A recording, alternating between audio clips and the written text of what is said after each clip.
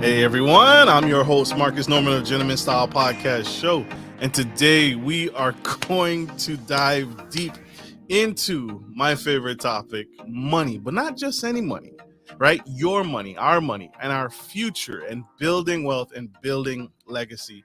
And I couldn't think of a better guest to have on the show today. This man is truly phenomenal.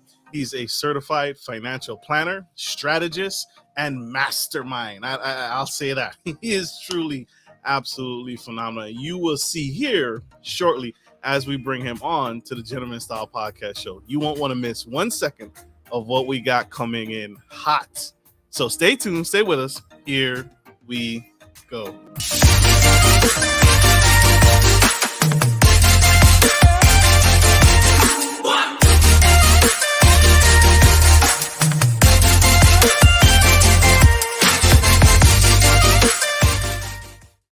Everyone, I'm your host, Marcus Norman of Gentleman Style Podcast Show. And today I have Mr. Mark Willis.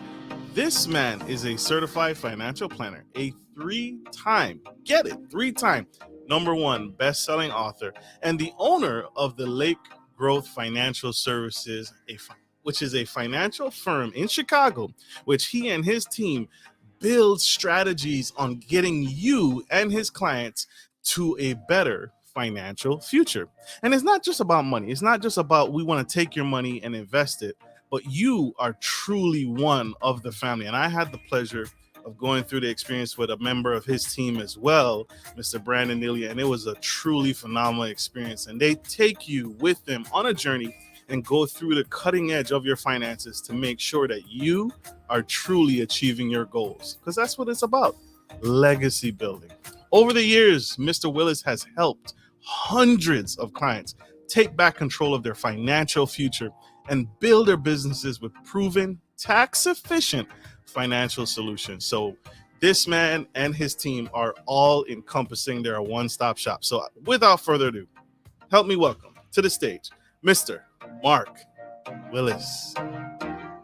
Marcus, you have one of the best intros and best setups ever, and I hope I can live up to it. I'm so glad to be back on your show. It's an honor to have you, sir. Thank you, sir. You are phenomenal. You did all the work. I am learning from you every single day. So thank you for being here with us and sharing who you are and what it is you do. Sir, I did you no justice here on the Gentleman Style Podcast Show. Can you dive a little bit deeper on what Lake Financial Group does?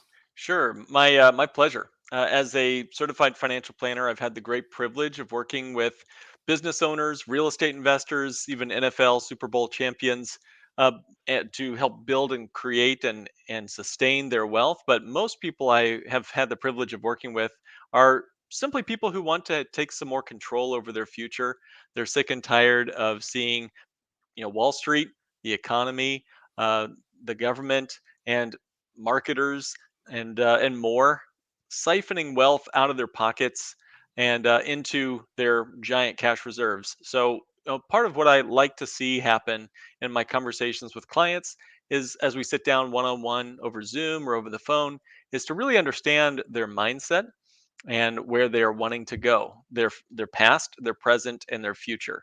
And there's a lot that comes with that. And one of my favorite parts in the financial planning process is just listening, learning to listen and ask really thoughtful and provoking questions that draws out the truth of what a person is really all about. And so that's my great honor to get to work with clients from all across the country to do that sort of work and to see the changes that can bring. And it's completely true, y'all. Everything he said, you guys know me. I do not bring just anyone in front of you guys. I bring true experts, the real experts. And I, like I said earlier, I had the pleasure of going through the process with Mr. Willis and his team. And it is truly a dissection, but it's comforting. It's not just give me your money, let me charge you some fees, and let me try, put it in some bonds and stocks and bonds. It's truly a in-depth, because there are some concerns, especially now in a pandemic, in COVID-19, in a recession, right? I think it's fair to say we are in a recession, right? They do a deep dive to understand what you want to happen with this money and those fears, because fears is what drive us, especially with investing, right, Mr. Willis? There's some people who are more aggressive investors, and there are some people who are more reserved. And you dissect that like a doctor, you and your team. Well, doctor is the right analogy. The first thing we like to do is listen before we pull the scalpel out, listen before we diagnose or prescribe. There are hundreds, literally hundreds of different financial products that are available to folks. And honestly, there's millions of ways to put your money to work. You can pick this bond fund or that stock. And who knows, right? Without listening carefully, what's the right solution for you, for your family? And so part of our work is really just understanding the fears, the concerns. What was money like for you growing up? What is your outcome? What would success look like for you? One of my favorite questions that we really dig into early on in the conversations with clients is, hey, let's say it's been 5 years. Let's say we've been working together for the last 5 years.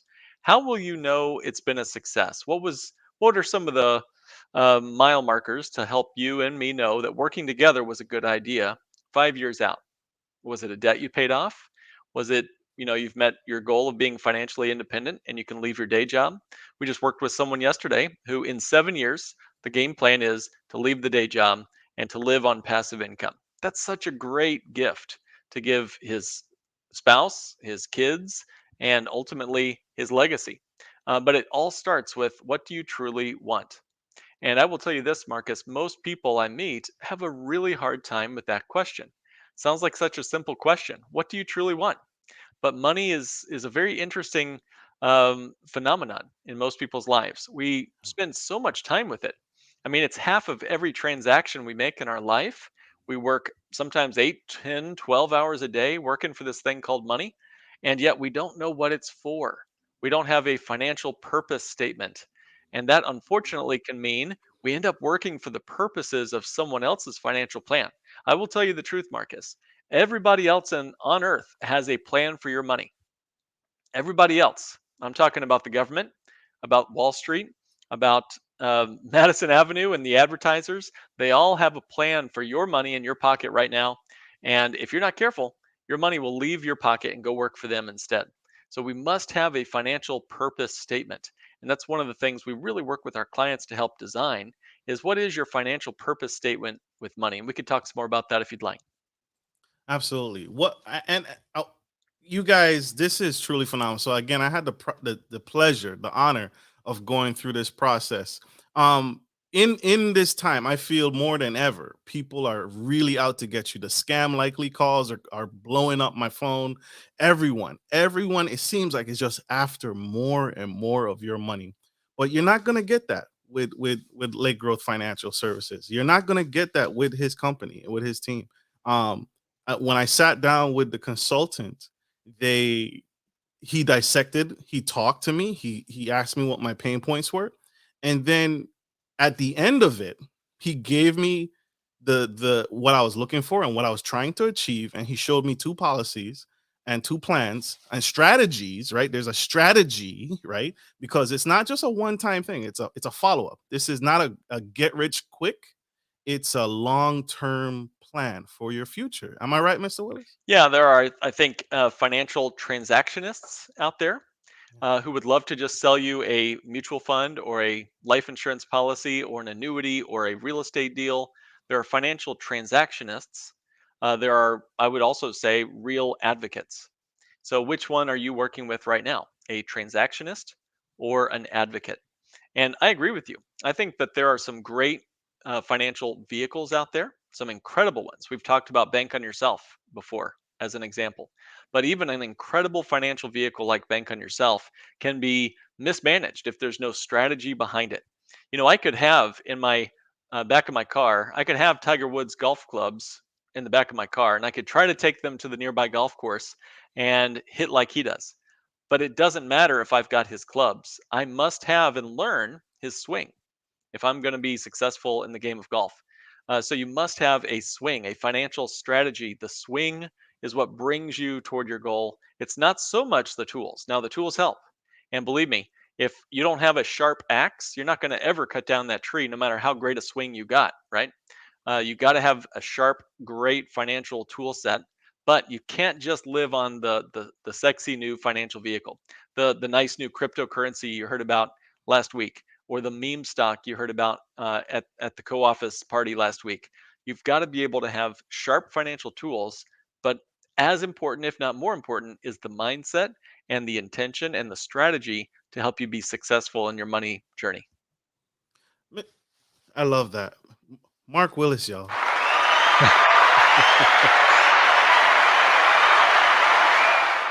Mr. Willis, I have to ask you. I love it. Mr. Willis, sir, one of the core mindsets that you talk about, and it's not new, but it may be new to some people, is the FIRE movement as a principle. Can you explain what that is for my audience and Sure, how does that fit? we're big on acronyms in the financial industry, like many industries, but financial independence, retire early, FIRE. And it's a movement that has been really catching steam, but it has roots from clear back to the 90s. Some people have decided that they want to get to that financial independence as early as possible and retire as early as possible. So it also comes down to, what does the word financial independence mean for you? What does the word retire mean for you? And what does the word early mean for you? So there's no clear definition of that exactly, but the premonition makes sense. Instead of working for 40, 50 years to slave away for the almighty dollar and hopefully scratch together a little bit of money so you can live on a pittance in retirement, many people are choosing to be just absolutely aggressive in their savings rate. I think it's a reaction, to be quite candid with you, Marcus. It's a reaction to the pathetic savings rate we've had as a country and as a world, but mainly as a country in the United States here. Our savings rate on average is about 4.5 to 5% of our income. Hmm. Now, that's not enough if you consider the fact that that is for our retirement, it's for our emergencies. It's for our kids' college. It's even including our debt payoff. Okay, so 5% of our income to go toward all of those savings is just plainly not enough. And I think the reaction of the fire movement is, let's save 30% of our income at least. Let's see if we can save 60% of our income, 80% of our income. How can we live on, beans and rice for the next 12 years so that we can never have to work ever again? And how can we buy cash flowing assets such as real estate or annuities that would provide for us a permanent lifetime income so we can live the hashtag van life or whatever it is that you want to do in your retirement years. Yes. Yes. You had and you guys have to check out his podcast, the Lake Grove Financial Services podcast. Mr. Willis, you interviewed, dare I say, the mother of the bank on yourself mindset. I'll say mindset. You had her on your show, and that was a dynamic interview. What are some key points that we are missing, that most people are missing when it comes to planning for that financial future? Because you and your team consult to this. What's the common theme that we're missing the mark on that you are seeing? And from that interview, because you talked about it on that episode as well, and it stuck out to me. Yeah, the honestly the I'd say the biggest piece of this is, Pamela Yellen, who wrote the book The Bank on Yourself Revolution, was interviewed on our podcast, Not Your Average Financial Podcast. And the mindset of bank on yourself is just as important as the financial tool. So we go back to clubs and swings here again, but there is a product which is a sort of an augmented tool, a modernized form of whole life insurance, which I know you and I spoke about last time on your show, Marcus. And we got really into the details of how it works. But you asked another question, so I want to try to focus on that. What is the bank on yourself mindset? So, what is the swing, not just the club, but what's the swing of bank on yourself? In my opinion, many people live their life almost like a tennis ball floating down a gutter. They're just sort of passively moving through their life. Things are happening to them. They take the credit card that they're offered in college. They take the 401k at their first job. They take the cryptocurrency that they're, pushed into by their, brother-in-law. And before long, they get the big mortgage. They get the bigger mortgage on the second house. They get the HELOC. They get all this stuff just tossed in their, in their bag, and they're just sort of floating down life's gutter until they realize that they are trapped. They're trapped in a life they don't want, with a job they can't stand, with a boss they don't know how to, deal with, and that becomes most people's, reason for being. That they're just simply slaves to their past choices. They can't touch the 401k until they're 59 and a half. They can't really do much about this massive amount of student loan debt that they got. They can't do much about the credit cards that they have. Bank on yourself counters all of that. And they say, you know what? Honestly, if you become your own source of financing and you think like a banker, if you begin to think differently about your money and your economy, you're able to build a a cash reserve and become your own source of financing. What if you could actually bank on yourself? Lean on your own reserves, become your own money supply. Forget the Federal Reserve. Okay, become your own money supply, become your own fractal reserve. It's one of my favorite things to see people do, is to fire their banker. And maybe it's paying off their credit cards. For me, I paid off over $120,000 of student loan debt. You can become your own source of financing. That's right, that's right. And so, yeah, if you think differently, you'll act differently. But it starts with the 4 pound knot of neurons in our head. You got to think differently. Otherwise, you'll keep doing what you've always done, or worse, what other people tell you to do. Mm, and that is the worst. That is absolutely the worst. You're so right. Mr. Willis, how can I fire my banker? What is when someone sets up a consultation, because there's a link to set up your own consultation, guys. What should someone have prior to setting up that appointment with you? What should they have already prepared? Should they have $1,000, $200,000 in the bank before setting up that appointment with you? What's the process there? Well, most financial advisors charge you a fee on your assets. They literally call it assets under management fee, AUM fee. That typically means that they're going to cut you off unless you have a certain net worth. Sometimes they tell you need to have $100,000 of investable assets or 500,000 of investable assets. I don't believe that that's fair, and I don't think I honestly I think it cuts off a great majority of Americans, because many people, honestly, the average 401k balance for a 50-year-old is 55,000 bucks. That's for a 50-year-old. Mm. Okay, so the average American doesn't have access to any quality financial advice or partnership or advocacy. I think that's a shame. So our business model is different. We work mainly for folks without having to charge you a fee for assets under management at all. We don't charge you a fee to listen. I don't believe that that's fair for us to charge you a fee just to listen to your concerns and goals, figure out where you're at financially. And if we can be of assistance, we're transparent about exactly what the costs would be of any kind of account we might set up for you. We show those to you in detail before we sign up any accounts or sign you up for any rollovers or whatever we might do for you. We show it to you plainly because I believe that that's the fair thing to do. It's what I'd want my family to have happen for them, quite candidly. And I'm happy to say that over a 30-year period, we've done the math again on our podcast, Not Your Average Financial Podcast. We've done the math on it, and comparing what we would be paid for a similar contribution to an assets under management model, we end up costing about 1/10 as much. But I believe we give 10 times as much value.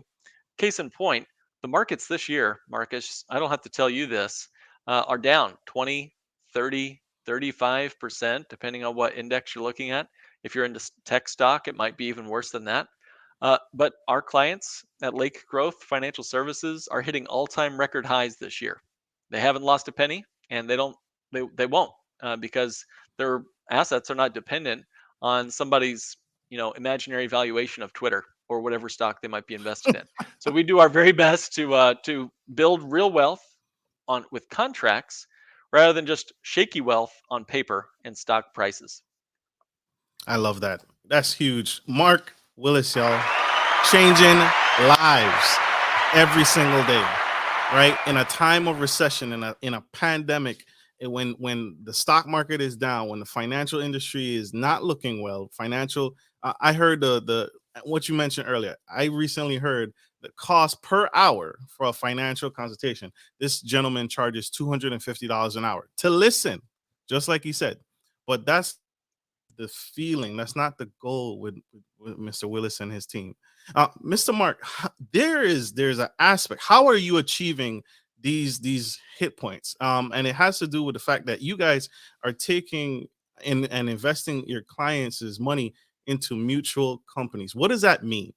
And what does that mean for me? Because that the biggest concern I have is losing money, especially when I'm in my retirement years, which I have many more years to go, but I also have a goal to be retired early. And so, how is it you're able to achieve these milestones? Well, yeah, it's not magic. It's been around for hundreds of years, and we're not anything, um, I think magical. Our firm are we're just looking in different places. When I was a kid, there were all these Easter egg hunts, and all the kids would rush toward one area and then rush to the other. But there were always a few kids that would find all the eggs in the places that the other kids weren't looking.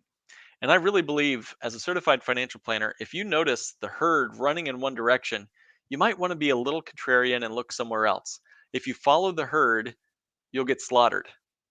Okay. That's the truth when it comes to the markets. And it's true when it comes to many things in life. If you follow the herd, you will get slaughtered.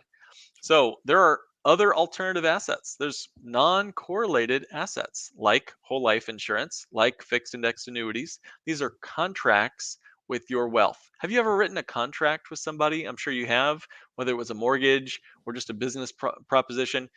Why not have a contract with your money? And that's what insurance contracts are. They're a contract with your wealth. You get a guaranteed, predictable increase of your wealth every single year, and that's a contract with a mutually owned life insurance company. Now, what does mutually owned mean? Well, just to keep it real high level for a minute here, anyway, there are two kinds of life insurance companies. There are public traded companies. That'd be any company that you'd be able to buy the stock for on the US stock exchanges, or there are mutually owned life insurance companies. Closest thing I can describe them to, it's more like a credit union or a co-op if you're familiar with those. It's owned by the members. There's no other outside influences. There's nobody else getting wealthy off your back.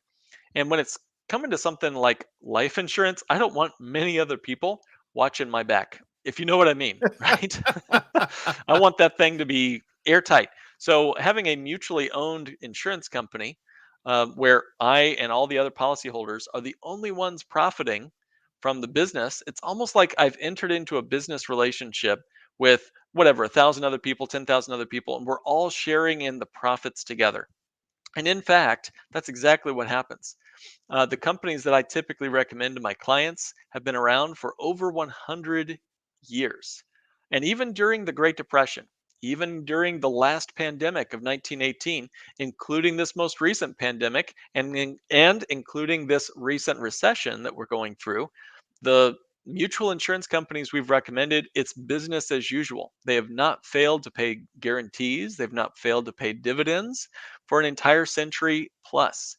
That to me speaks of financial strength, and it allows me to know that they're not playing a bunch of tomfoolery in their balance sheets. In fact, they're audited regularly by the members and by third parties, and I can go to vote if I think there's not great leadership or for any reason want to make a change. I have a vote on the seat at those insurance companies. I am a co-owner in essence, like anybody else that has a policy with these mutually owned companies. That is so different than what we're seeing play out on Wall Street, where we're essentially the fodder for the cannon fodder for many very wealthy billionaires.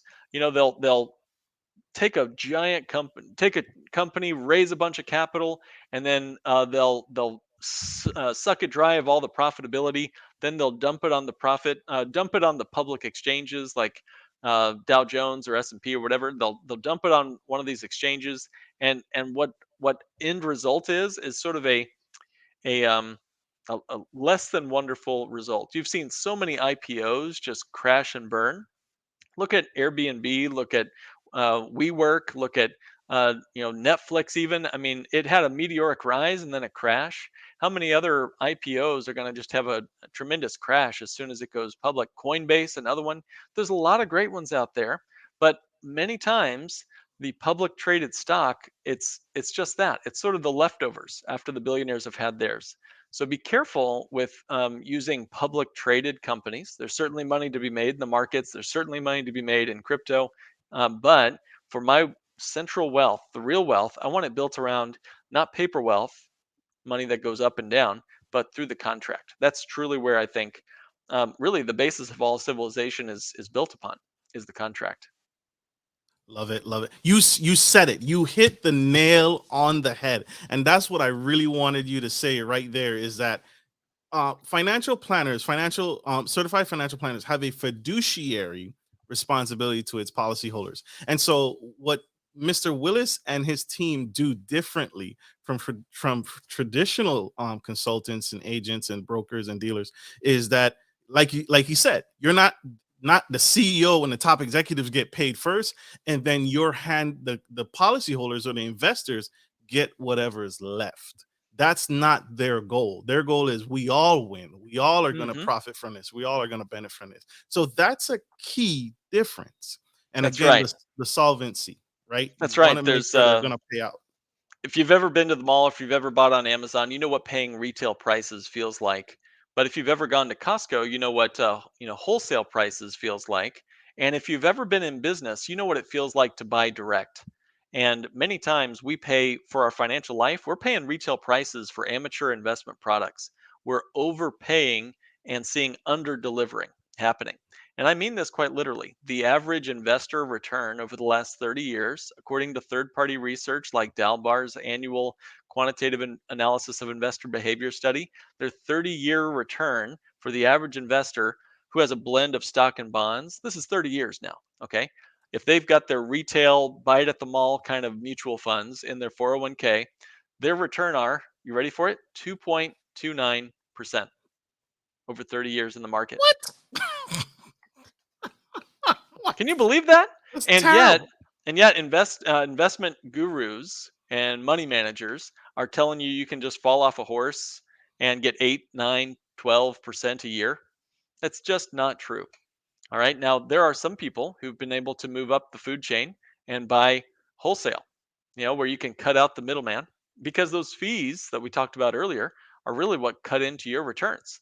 The Department of Labor says that over a 35-year period, a 1% fee on your retirement account will eat up almost a third of your life savings. Mm, Just a 1% fee. mm, Now, how long do you plan to live? Probably longer than 35 years. I hope. I hope. Now, if you've got a 1.5% fee, like is the average for an IRA, that could be half of your life savings just gone to fees. Marcus, that means your investment advisor can retire before you can with your mm, money. mm, mm.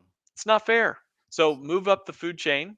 Again, rather than just being a tennis ball floating down the gutter of life, I love it when I see clients moving up upstream, financially speaking, and they're using their bank on yourself policy to purchase real estate, even to purchase other investments, to do all sorts of things that help them take back control of their financial future, which is really what inspires me to keep doing what I'm doing today. Mr. You're Mark, good at that, man. I love that. Mr. Mark, the big point, everyone talks about saving, getting debt free. Dave Ramsey, everyone's on the gravy train, pay off debt. You and your team actually have and speak to this and coach to this that there is a level beyond debt free. Is it truly possible to be better than debt free? And what does that look like? Yeah, the I think the advice of the oh so average financial media is to just pay off your debts, and hopefully one day you can finally begin to build wealth. And wouldn't you know it, I'm starting to meet people now where their student loans are carried into their senior years and they're getting their social security checks garnished because they still haven't paid off their student loans. I think that's just devastating. But many people believe that paying off your debt is the holy grail, and that you're only moral if you're debt free. And I just don't think that's the case. I think there's good debt and there's bad debt, and Yeah. we can agree, I think, that there's good debt and bad debt depending on the situation. And some people just can't handle even certainly no one likes bad debt on the balance sheet. But if you've got some good debt like low interest rate mortgages, let's say, it's okay to put your money somewhere else where you might get more than the interest that you're paying on your mortgage. If I can have debt that's paid by other people, that's not really being debt free. I was just playing Monopoly Junior with my daughter today, and I had to pay her rent, but I had another business on another on another space there that was paying me more than I was having to pay her. And now my 6-year-old can get that. Now I think many of the business owners that listen to your podcast can figure it out too. Now we talk about being better than debt free, and I mentioned that I was way behind the starting line of my financial life when I first woke up to money. I realized that, man, I've got a serious problem with my debts, and I knew that $120,000 of student loan debt was going to be like a burden around my neck for the next decade or more. And so I did. I put together an alternative way to pay off the debt. Thankfully, some mentors of mine were gracious enough to slap me upside the head and help me think different about how to do this debt payoff thing. I was just following Dave Ramsey's thing blindly. And it wasn't until a good mentor of mine sat me down in a chair and said, Mark, is it possible that Dave Ramsey could be wrong about something? Now, I had never really stopped and thought about that as even a possibility. I thought maybe he was like, straight from heaven, with angel's wings on his back, that he had the fifth gospel. No, but I realized over time that paying off your debt is an opportunity lost. Mm. Because yes, you're paying off your debt, and that feels good. It's sort of like the sugar high of finance. You pay off the debt, and boy, it feels good for about 15 seconds. Yeah, you do your debt free dance, you do your debt free scream, and then you have this empty feeling inside your bank account. That's the empty feeling, those empty calories of paying off your debt. You'll never see that money work for you ever again. It's now working for your mortgage company, your car company, your credit card company, or in my case, the student loans. And I knew that those were my most valuable dollars because that's money that I earned and was putting to use at my youngest stage, right? We'll never be this young again. Time. Right, time. Exactly. We've lost Time is time. another currency. That's why we spend time with those we love. All right, so we can spend money, but we can also spend time. By the way, there's an acronym for this too. The four currencies, as I call it: time, energy, attention, and money. TEAM. The team are your four currencies, and are they flowing to you or are they flowing away from you? Currencies flow, right? The current, but your time, energy, attention, and money are all integrated to help flow in your direction or away from you, depending. And I was letting money flow away from me, but I was also letting the time flow away from me. That dollar in my pocket was going to grow for the rest of my life, but I paid off my debt. And so I'll never see those monies ever again, the money I paid off directly to my debts. Thankfully, I stumbled across the bank on yourself concept about halfway through this program of paying off all my debt. And so rather than following Dave Ramsey's debt snowball method, I stopped. I kept current. I didn't stop paying my debts, but I kept current on those. And instead, I flooded all the money I could into my own bank on yourself type whole life policies. I built up wealth in there, and then I borrowed against my policies and wiped out my debts one at a time. This is better than being debt free because when you borrow against the policy, it continues to compound and grow as if you had not touched the money. So to me, this beats paying cash for big purchases like paying off my debts or buying a car or really investing in real estate or anything else. Because now my money's doing two things. Yes, I paid off my student loans, but I also used it for an asset for my future, my retirement someday, or other real estate investments and whatnot. So yes, time, energy, attention, and money, all of them have to flow in your direction. Let the team work for you. Otherwise, it's going to go work for somebody else.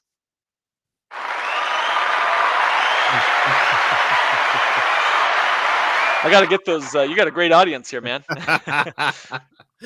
Mr. Willis, you are absolutely incredible. I am just blown away every time. And like I said, I am a subscriber to your podcast and what you and your team are doing and what you guys share. You guys recently had that mastermind podcast episode, and that was inspirational. Sir, what would any final nuggets, any final tips you would give to that young boy, that young girl out in the audience, whose back is against the wall?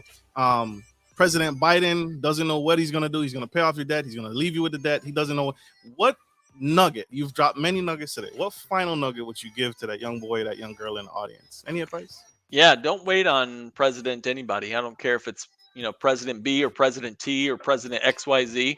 Be your own president, be your own banker, be your own Federal Reserve.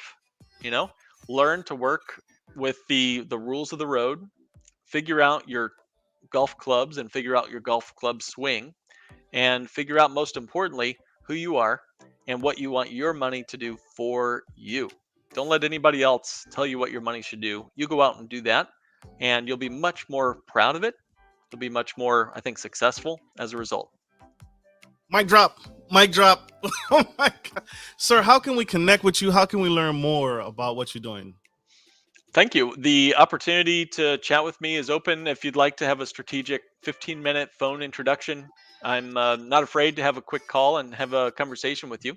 You can find our website at kickstartwithmark.com, and we can have a discussion. What would it feel like to never have any more unpleasant surprises when you open up your account statements, your retirement accounts, or your debt payoff strategy? So that's kickstartwithmark.com. And Marcus, I got to say, man, you're great at what you do. What a great host. And I appreciate everybody. Give this guy 5 stars. Go on all the review sites and make sure he knows that you love him as much as we all know you do. And so get out there and give him that 5 star review. Thank you. Thank you, sir. It is truly phenomenal. Mr. Mark, thank you again. These nuggets. You guys got to get connected to what they're doing. It's not too late. It's not too late. It's never too late. Connect, connect, connect. These, Mr. Mark and his team, are the real deal, and they truly care about you. You're Thank not you. just a dollar. You're not just a customer. Thank you, sir. I want to say this to you publicly. Don't ever quit. We need you, sir. We need what you're doing. That right back at you, man. Thanks again for having me on. Absolutely. Thank you, my audience, for tuning in to the Gentleman Style Podcast Show. I hope this helps. Like I always end every show, take care of your friends, take care of your family, and always, always take care of business. This is Marcus Norman, Gentleman Style Podcast, signing off. Love you guys. Bye.